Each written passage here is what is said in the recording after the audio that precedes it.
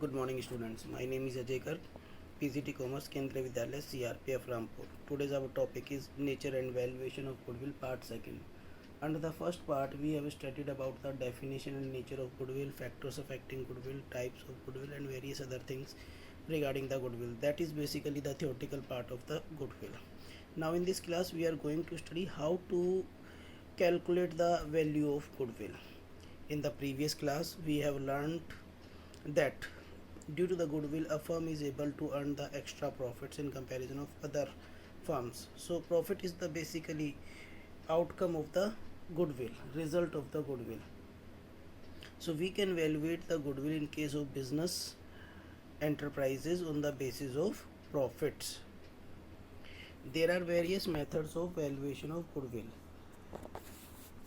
Now there are basically three methods: average profit method, super profit method or capitalization. Average profit method is further divided into two parts: simple average profit method, weighted average profit method.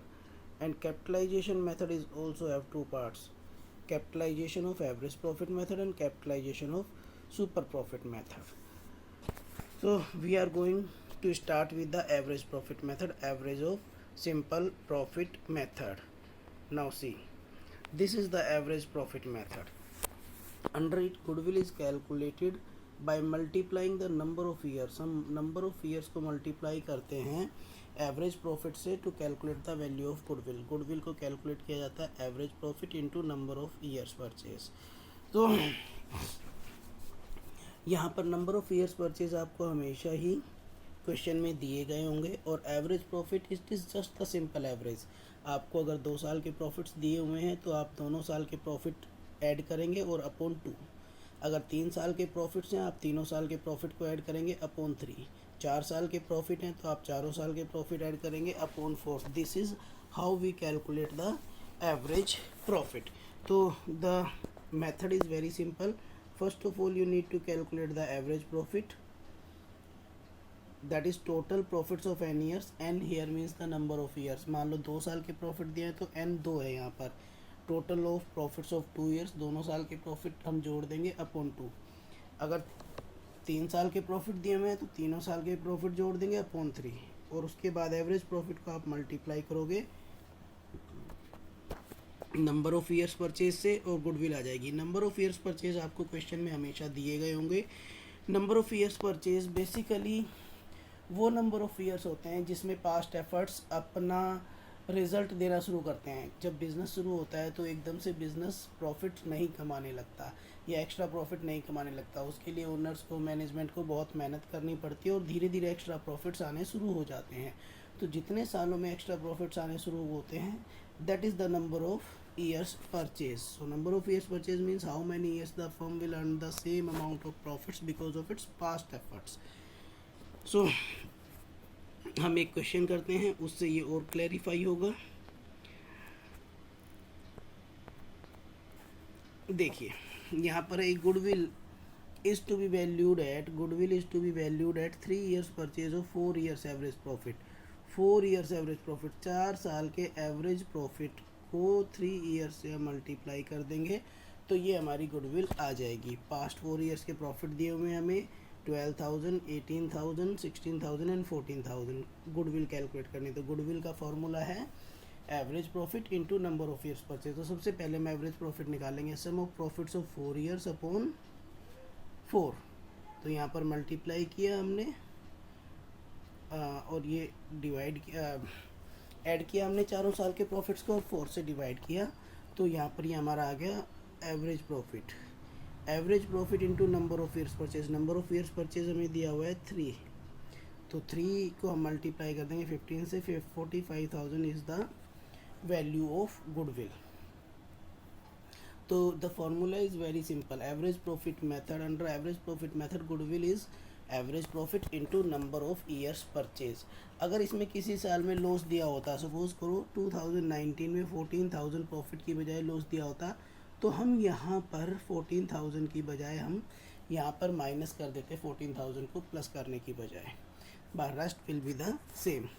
Now अब इस method में ध्यान एक बात पर रखना है जब हम किसी भी एंटरप्राइज़ की बात कर रहे होते हैं तो हर एक एंटरप्राइज़ की एक मेन बिजनेस एक्टिविटी होती है। सपोज़ करो हम बात करते हैं किसी स्टेशनरी की दुकान की। स्टेशनरी की दुकान है, उसका मेन काम है स्टेशनरी की आइटम परचेज़ करना और सेल करना, और वहाँ से जो प्रॉफिट कमाया जाता है उसे हम बिज़नेस का प्रॉफिट कहेंगे। लेकिन बिज़नेस एक्टिविटीज़ जब कोई भी परफॉर्म करता है तो उसके अलावा, बिज़नेस एक्टिविटीज़ के अलावा, वो अदर सोर्सेज से भी इनकम जनरेट करता है। सपोज़ करो राम एक व्यक्ति है जो स्टेशनरी की दुकान चलाता है, तो स्टेशनरी की आइटम परचेज और सेल से जो वो प्रॉफिट कमाएगा that is his business profit, business income, business से कमाई हुई इनकम। पर उसके पास एक बिल्डिंग जो है वो स्पेयर है और उसने उसे किराए पर दिया हुआ है। किराए पर बिल्डिंगें देना उसका काम नहीं है, पर स्पेयर है तो उसने उसे किराए पर दे दिया। वहाँ से उसे इनकम जनरेट होने लगी, रेंटल इनकम। सपोज़ करो उसने स्टेशनरी की दुकान से 10 लाख रुपए कमाए और रेंट से उसे इनकम हुई 5 लाख रुपये।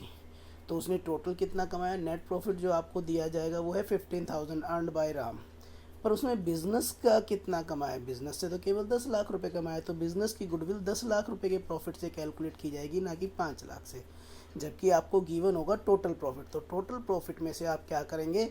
सबसे पहले जो नॉन बिज़नेस इनकम्स हैं या एबनॉर्मल इनकम्स हैं उनको माइनस कर देंगे, ताकि हम बिल्कुल नॉर्मल बिजनेस इनकम को कैलकुलेट कर सकें, और उसी के बेस पर हम गुडविल को कैलकुलेट करते हैं। तो इसके लिए आपको क्या करना होगा? प्रॉफिट्स को एडजस्ट करना होगा।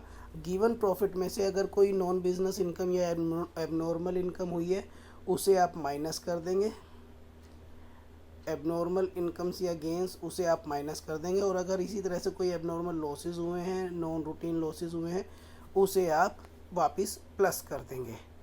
तो अगर आपको ये आइटम्स नहीं दिए फिर तो इट इज़ गुड, डायरेक्ट हमारा आंसर आ जाएगा। लेकिन अगर ये आइटम दिए तो सबसे पहले हमें प्रॉफिट एडजस्ट करना पड़ेगा। तो प्रॉफिट्स में जो एडजस्टमेंट्स होंगी वो बेसिकली कौन सी होंगी?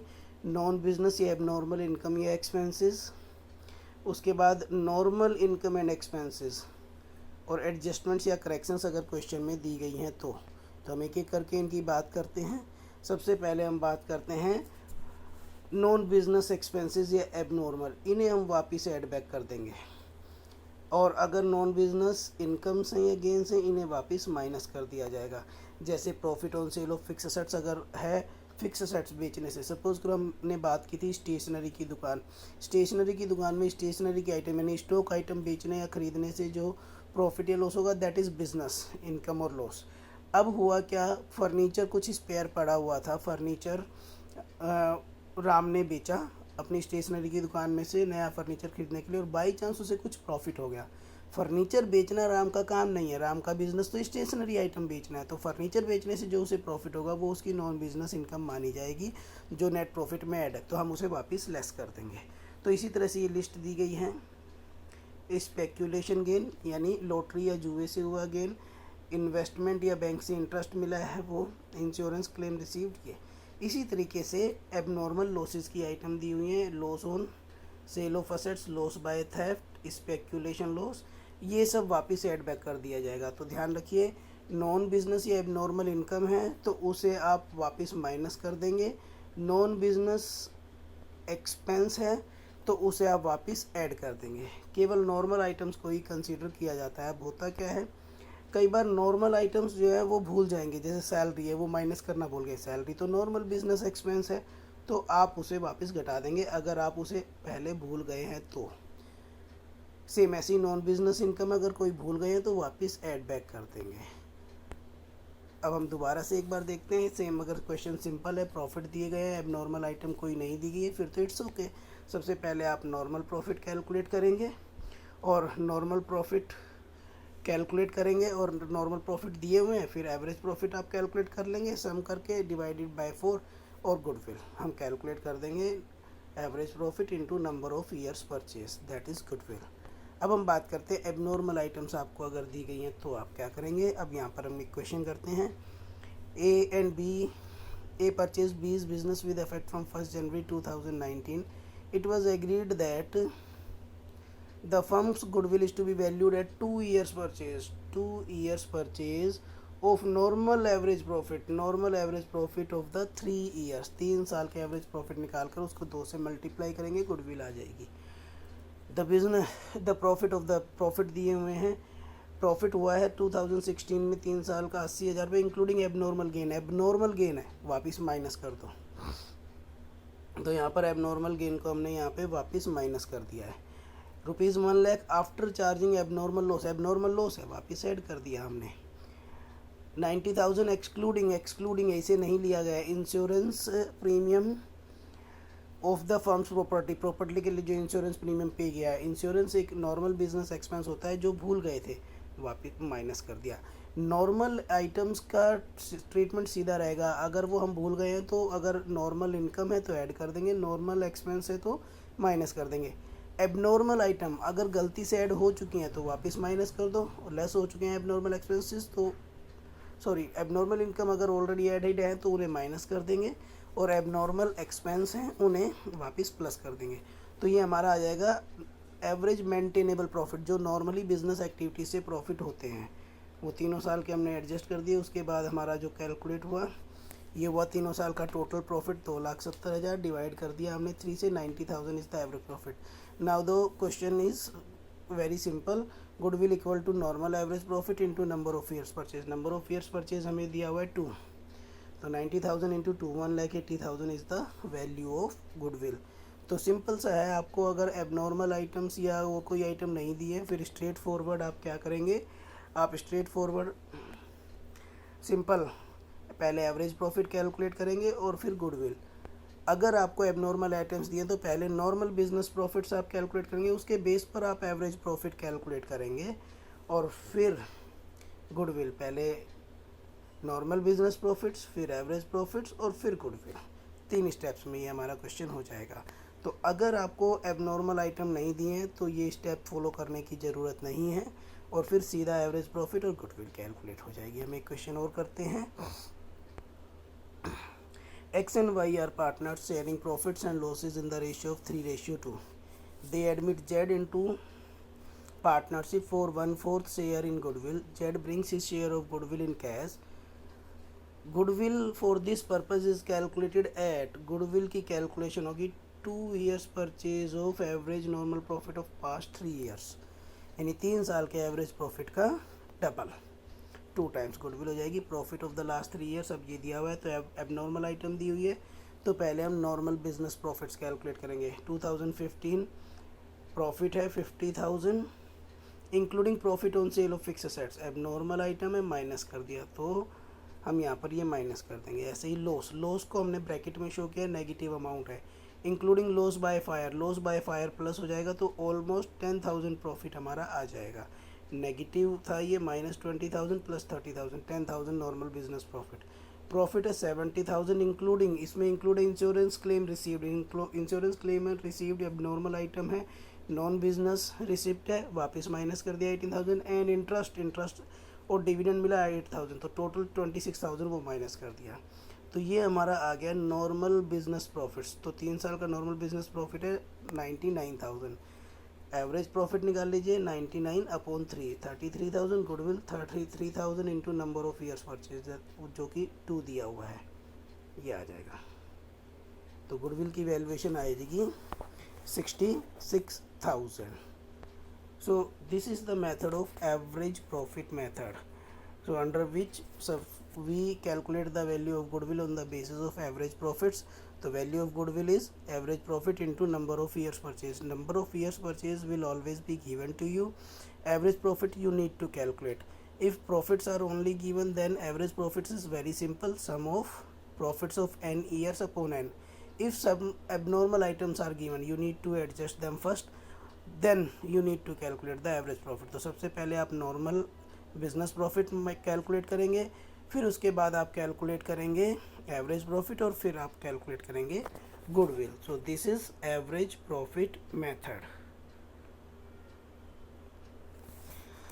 Now see the logic behind the number of years purchase. Number of years purchase के पीछे लॉजिक क्या है? लॉजिक सिंपल है कि जब भी कोई नया पार्टनर आता है वो एकदम से प्रॉफिट कमाना शुरू नहीं करता। जब भी कोई नया बिज़नेस शुरू किया जाता है कुछ साल लगते हैं प्रॉफिट से कमाने में या एक्स्ट्रा प्रॉफिट्स अर्न करने में, गुडविल जनरेट करने में, तो तब तक की ड्यूरेशन के लिए इनकमिंग पार्टनर को प्रॉफिट परचेज़ करने पड़ते हैं, जिसके लिए वो पेमेंट करता है गुडविल की, क्योंकि वो नया पार्टनर अगर एग्जिस्टिंग फर्म में आएगा तो वो आते ही प्रॉफिट्स को एंजॉय करना शुरू कर देगा, तो इसके लिए उसे कंपनसेट करना होता है सेक्रीफाइसिंग पार्टनर्स को, तो उसे हम बोलते हैं नंबर ऑफ ईयर्स परचेज। तो अब हमारा नेक्स्ट मेथड है वेटेड एवरेज प्रॉफिट्स मेथड। ये अलग अलग मेथड्स हैं, अलग अलग सर्कमस्टांसिस में फॉलो किए जाते हैं।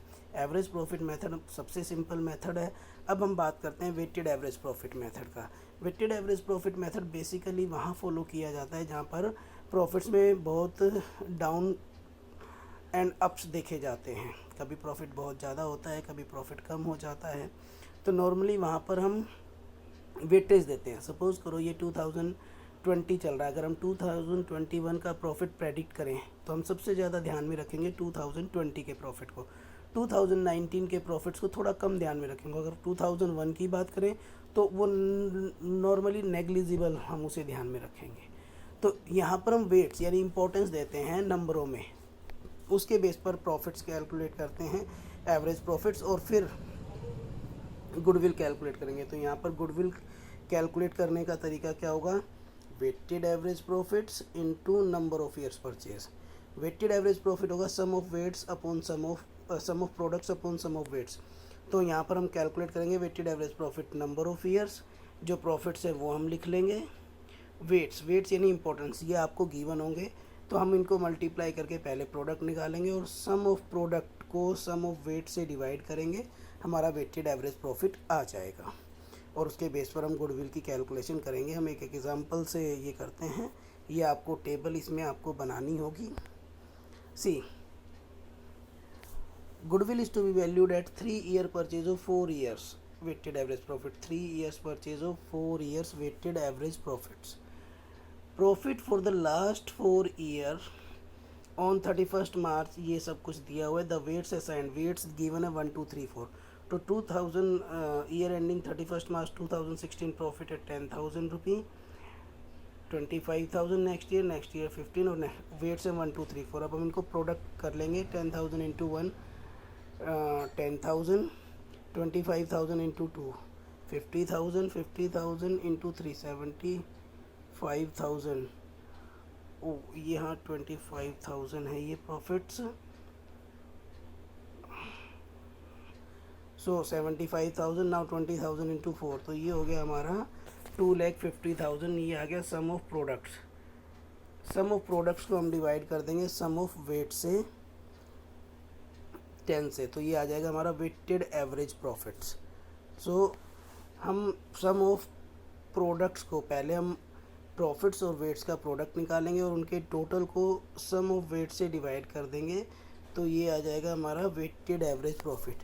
इसको नंबर ऑफ़ ईयर से मल्टीप्लाई करेंगे, हमारा प्रॉफिट आ जाएगा। नंबर ऑफ़ ईयर्स है हमारे पास 3 years purchase, so 21,500 into 3 63,500 is the profit, is the goodwill. So this is how we calculate the goodwill under weighted average profit method.